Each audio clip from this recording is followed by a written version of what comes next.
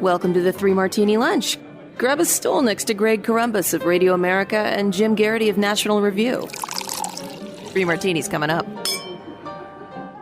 Very glad to have you with us for the Friday edition of the Three Martini Lunch. As you know, Jim Garrity is away, and here in his place is Scott Bertram, the general manager of WRFH, Radio Free Hillsdale, 101.7 FM on the campus of Hillsdale College, where Scott is also a lecturer in journalism and directs the Hillsdale College Podcast Network.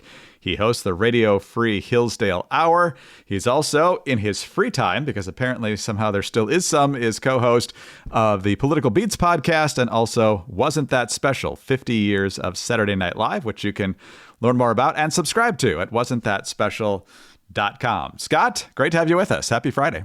Thank you, Greg. To you as well. There's a, by the way, new free-for-all episode of Wasn't That Special just out a couple of days ago. We review the 25th anniversary show because that's where we are in our process of watching all 50 years, once we include next year's season of the show. So we talk about the 25th anniversary show. We run down our best sketches from season 16 through 25. That show is free and available for everyone to sample and then join us at wasn'tthatspecial.com. Exactly. You can get yourself caught up and be ready for the second half of the 50-year run. So let's dig in here. No good martinis to close out the week, sadly. But nonetheless, here we go with bad martini number one. Certainly not a surprise, but the hypocrisy is raging quite high in the office of Manhattan District Attorney Alvin Bragg because he has now dropped the charges against 30 of the Columbia protesters who were arrested over occupying a campus building during those anti-Israel, pro-Hamas protests back in April and May. The Free Beacon attended the Thursday afternoon proceedings at the Manhattan Criminal Courthouse. Inside the courtroom, where audio and video recording is not allowed, a prosecutor in Bragg's office argued that the defendants should not face criminal penalties, citing their lack of criminal histories and arguing that the protesters will face internal discipline at Columbia. The prosecutor also argued that Bragg's office lacked evidence to land convictions in the cases, given those who occupied Hamilton Hall wore masks and covered up surveillance cameras.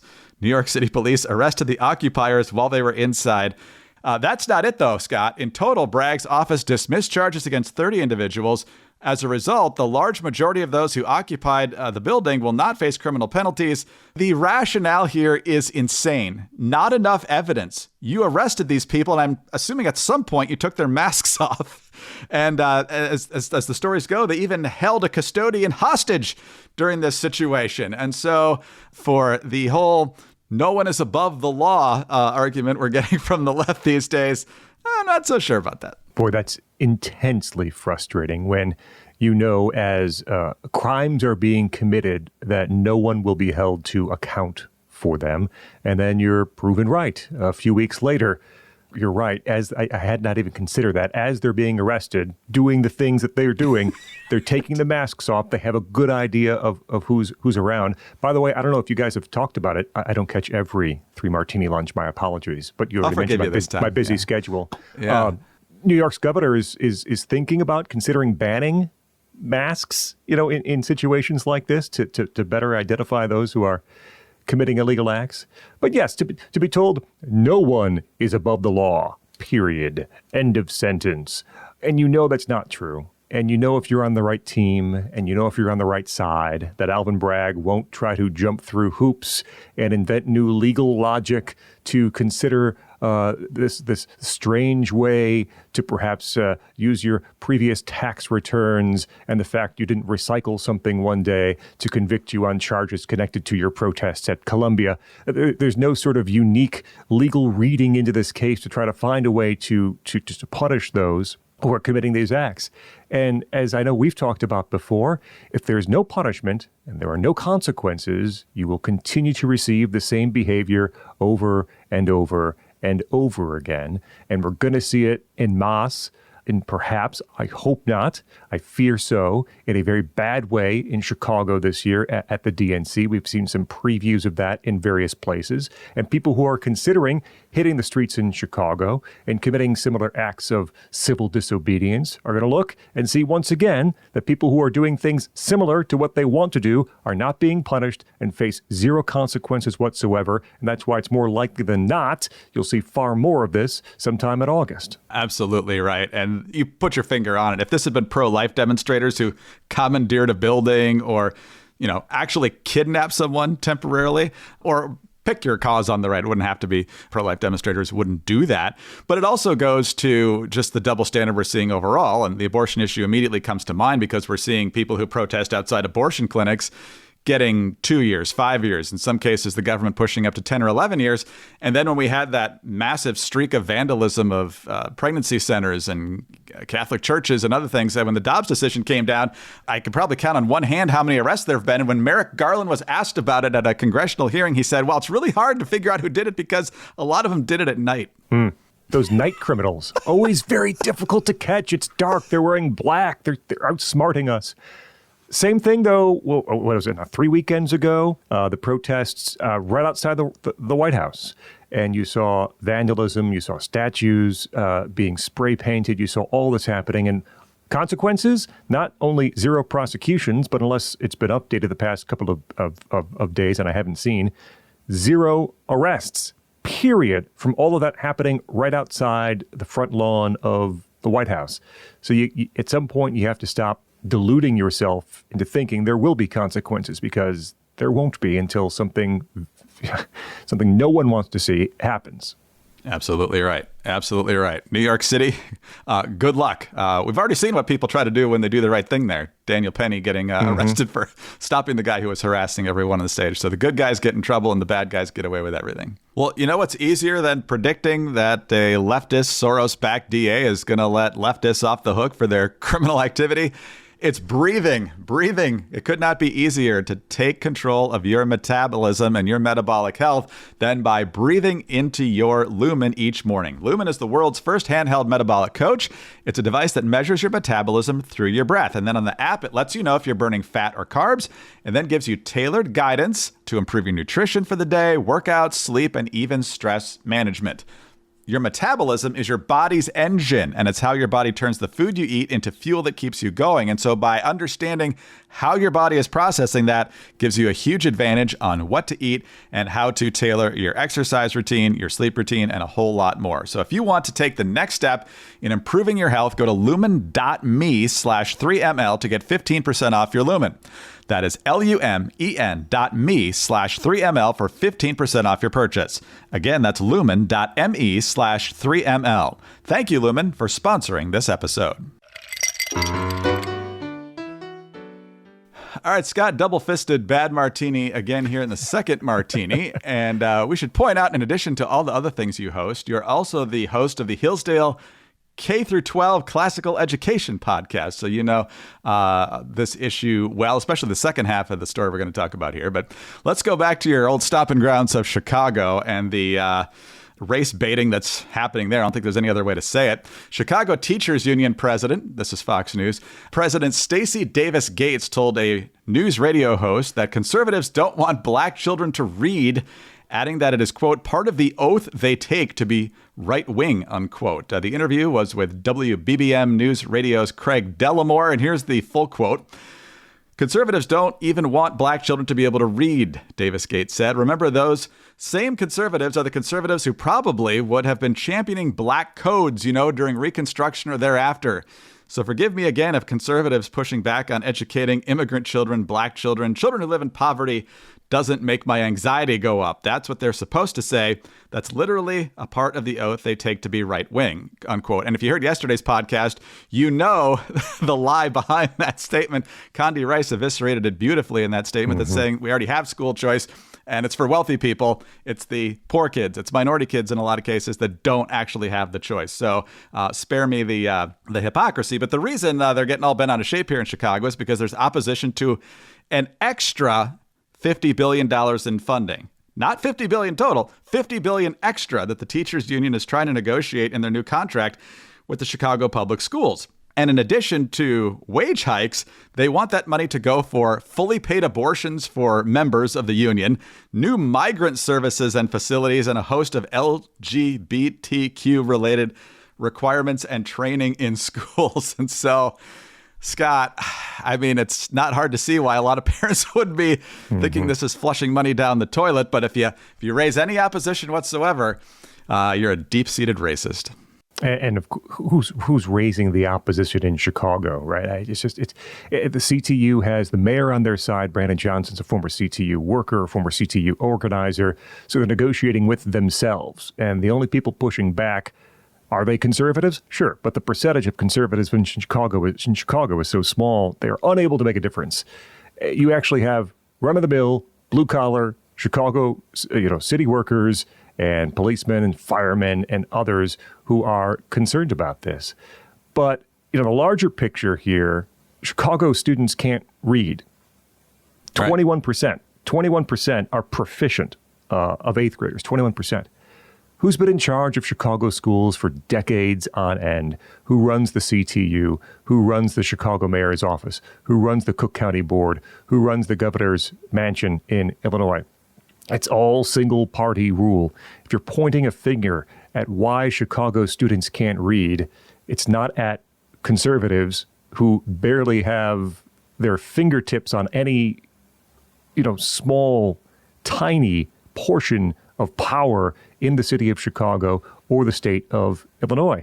It's Democrats who have controlled Chicago schools, the city of Chicago, for decades and decades on end. By the way, you might not know, maybe you do, Stacey Gates sends her son to a private school, which hypocrisy, all that, sure. But the idea that she says conservatives don't want, by the way, it was your proudest day that you took that oath to be a right-winger. You remember that, verbatim, right? That you memorized it, practiced it for weeks on end. But, the very schools which would help students and which parents would be able to get their students into, private schools, charter schools, under a more robust choice system in Chicago, those are the very schools that, if you follow the logic, Davis Gates says are being set up to prevent black students from reading. It's very hard to follow the logic, of course, but she's sending her son to a school that she says is set up, and if more students go there, fewer black students will read. Even though her son goes there, it's all very odd. The demands being made are ridiculous. There's also some demands for money to be funneled through to the CTU to essentially provide homes for children who might not have permanent homes. They're asking for everything possible under the sun.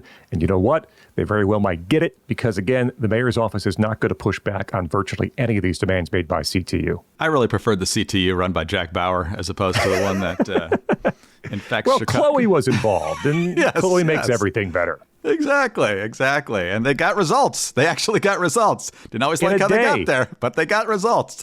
So that's what we're not seeing from Chicago. But let's flip over to the second half of this terrible martini. I'm not really sure why Scientific American is really involved in homeschooling, but here we are. Obviously, since the pandemic, there's been a significant rise in the number of children homeschooled. Parents seeing what their kids were actually being taught online, if they were taught at all, and decided they could do a better job. And so since that number has significantly risen across the country, obviously it's a problem that has to be dealt with, Scott. And so in the what can be done section of that, Scientific American writes, homeschooling should be subject to some basic federal mandates. Homeschool parents should be required to undergo a background check, the same as K through 12 teachers. Additionally, homeschool instructors could be required to submit documents every year to their local school district or to a state agency to show that their children are learning. I think most states already require that. But anyway, education is a basic human right. The editors say we need to make sure kids have chances to investigate what makes them curious, study history and science and reading. And so the idea that the government's going to horn in here and try and evaluate whether parents are capable of homeschooling their kids when we know the outcome that they would be trying to veer to here. Hopefully this doesn't get any traction because it's really dumb. Think about how silly this is. There's no background check to be a parent, right. But Scientific America says we want one if you are a parent who who is teaching your kid at home. So the rest of those hours throughout the day, whatever, you can be the worst parent ever. The couple of hours when you're teaching them, we want to make sure you have some background checks. So in those particular hours, we know you're up to snuff. You're not doing anything bad. Other hours, whatever, do what you like. But we have to make sure. It's so disingenuous. You asked at the beginning, why is Scientific America involved here? Well, Scientific America knows what the current narrative on the left is. And the current narrative on the left is that homeschooling is bad. And we know public school enrollment numbers are dropping across the country. Have to stop that. Let's give that stamp of science. Trust the science. You can't question the science. I am science, as what's his name said, which I... Fauci. Fauci, thank you. I've already purged him from my mind. I am science, which sounds like something Walter White would say. But no one was concerned in 2020 during COVID when forcibly every student in America became homeschooled.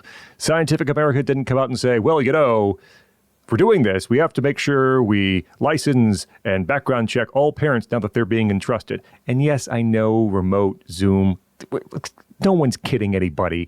Parents were doing all the work to make sure that any students were getting an education during that time period. And Scientific America didn't care.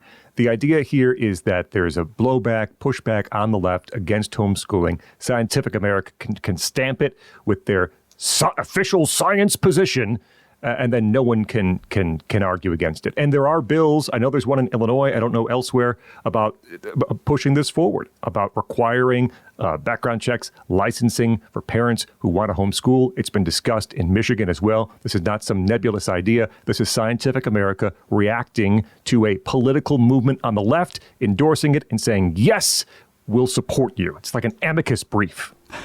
No, that's exactly right. And I'm sure there are some parents who don't pay close enough attention to their kids' education, but I'm guessing who's not in that category are one or more parents who are willing to basically devote their entire life for 9 months of the year or more to making sure their kids get the best possible education. If you're signing up, if you're dedicating yourself to homeschooling, I don't think there's a lot of worry about everybody just watching Leave It to Beaver reruns or something. Unlikely. More Bewitched. That's the go-to. Andy Griffith, when I was growing up, yeah. Scientific America might come out against that, too. No such things as witches, according to Scientific America. You can't watch it anymore. That's right. Well, as long as we're talking about leftist narrative, Scott, we might as well end the week on that, but in a slightly more humorous way. And for that, we go to ABC's Good Morning America. They've decided that the latest thing we need to declare war on environmentally are paper towels. They talk about the 13 billion tons or something that we dispose of every year. And you got to kill trees to make the towels. And there's water involved in the process. And then they allegedly release methane in the landfills. And it's just awful, awful, awful.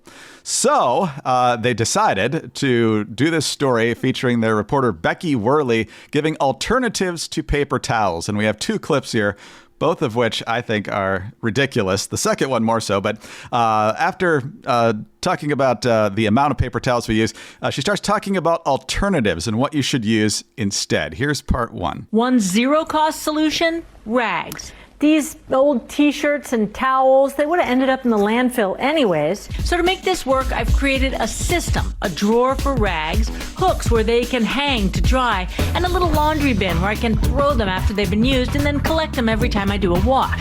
Another idea, a product called Swedish dish towels. The idea is you use them just like a paper towel, and then you throw them into the dishwasher when you want to clean them. I like these, but after a while, they kind of start looking dingy. Okay, we'll get to this in a larger extent after the second clip here. But the whole point of paper towels, Scott, is that when you have a major spill, you can just kind of pile as many as you want on there to absorb everything out of the carpet. Yes. So having these cloths and you rinse them out, they don't do you any good after the first time through. It's insane. If your goal is simply to push the liquid elsewhere and not absorb, then rags are fine. I mean, you can push it here, you can push it there. Nothing ever really happens. If you need to actually absorb something, that's where paper towels come in handy. Exactly. But if you still want that paper towel feel, not actually accomplishing what paper towels accomplish, you can go with these. And for the inevitable nasty mess, or maybe you need a paper towel to wrap up food that's going in the microwave. Another option you can look for is recycled paper products, which you'll find at pretty much any grocery store right now. And then another option is bamboo, which is produced a lot more sustainably. 7th generation, Trader Joe's and Whole Foods recycled paper towels were the highest rated by the National Resource Defense Council. Maybe they're not as absorbent or as thick as your standard paper towel, but they look and smell and feel roughly the same. So they don't work, but they look and feel pretty good. And you have to go to Trader Joe's to get them. So you're paying way, way, way more as opposed to something that's much cheaper and actually gets the job done. All of these things come down to that last statement, which is, look, maybe these things don't work at all, but you're going to feel better about yourself. That's the caveat at all times. Look, maybe battery-powered leaf blowers, battery-powered weed whacker, maybe they don't really work, but at least it'll be quieter and you'll feel better about yourself. I have an acre of land up here and significant amount of stuff to weed whack. We have a battery-powered weed whacker, rechargeable. Every time I do it, I go through 2 batteries because they don't last very long and I've got a lot of stuff to do. And yes, I don't have the top-of-the-line weed whacker, but most of America is not going to buy the top-of-the-line weed whacker. And that means everyone's now inefficient. And we have these giant oak leaves in the winter. If you try to push those around with any sort of normal battery-powered leaf blower, you are just in deep trouble. You might as well kick it with your feet. It's just as effective as using a battery-powered leaf mower. But again, the idea is, so they don't work, but don't you feel better? And isn't it better that it's quiet in your neighborhood? Yeah, you might not get where you want to go and you'll break down in the middle of nowhere and you can't find a place to charge, but don't you feel good about not burning gas in your vehicle? That's what essentially all of this comes down to. And the war against air conditioning has begun once again, as it does every summer. Sure, you're sweating your behind off and people die due to heat, and so much so that we have to open cooling centers in our major cities, which feature air conditioning. But if we eliminated it and used it far less like our friends in Europe, because they're much smarter than we are, wouldn't you feel better about yourself? That's what it doesn't work, but you'll feel better about yourself. Yeah, I don't want to be more miserable, and there's no considerable evidence that it actually does any good for the planet. So once again, it's all about feelings and not about facts. So Scott, have a great weekend. I'll talk to you soon.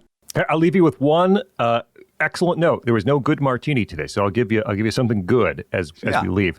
Today is a great day because, Greg, we have turned the corner.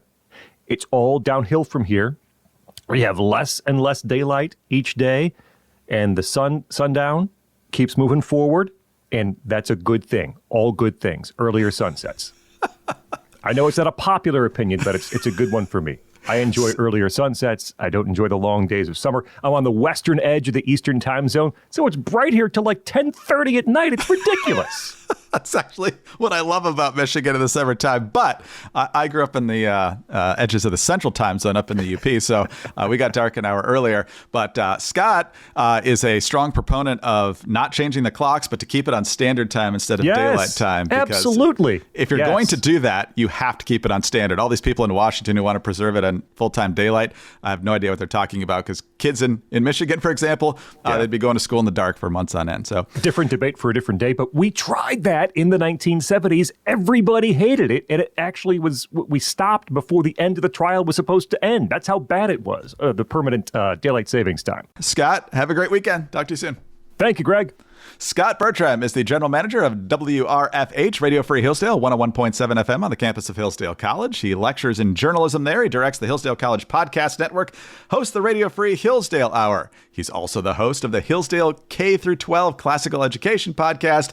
He's the co-host of the Political Beats podcast, and he's the co-host of Wasn't That Special? 50 Years of Saturday Night Live. Find it, Learn about it, subscribe to it at wasn'tthatspecial.com. I'm Greg Corombos of Radio America. Please subscribe to the 3 Martini Lunch podcast if you haven't done so already. Tell some friends about us as well. Thanks also for your 5-star ratings and your kind reviews. Please keep those coming. Get us on your home devices. All you have to say is play 3 Martini Lunch podcast. Follow us all on Twitter. Scott is at Scott Bertram with 1 T in Scott, S-C-O-T. Jim is at Jim Garrity. I'm at Dateline_DC. Have a great weekend and join us again on Monday for the next 3 Martini Lunch.